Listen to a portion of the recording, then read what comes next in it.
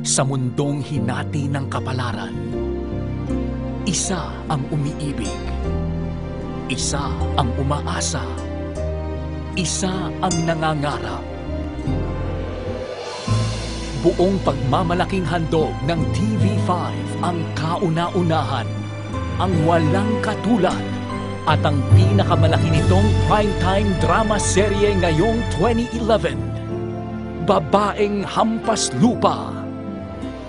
Ang kwento ng tatlong babaeng mula sa magkakaibang mundo. Lumayas kayo! Ngunit kapwa nagdurusa ang mga puso. Traitor ka!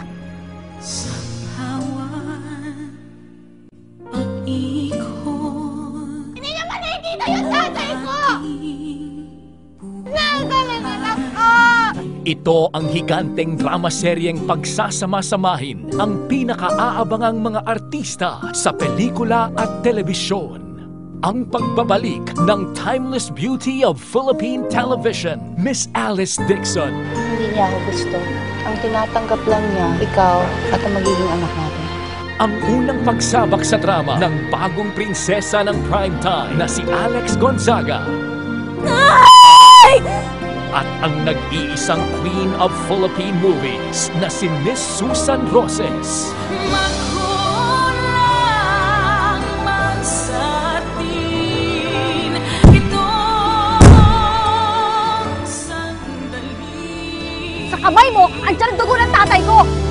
Kasama sina Jay Manalo, Bing Loizaga, Freddie Webb, Christian Vasquez, Karel Marquez, Celso Ad Castillo, Vandolph, Jenny Quizon, Susan Africa, Julio Diaz, June Quizon, Sheila Marie Rodriguez, Diane Medina, at sina Alwin Uytinko at Martin Escudero. Sa natatanging direksyon ni na Direk Eric Quizon at binibining Joyce Bernal.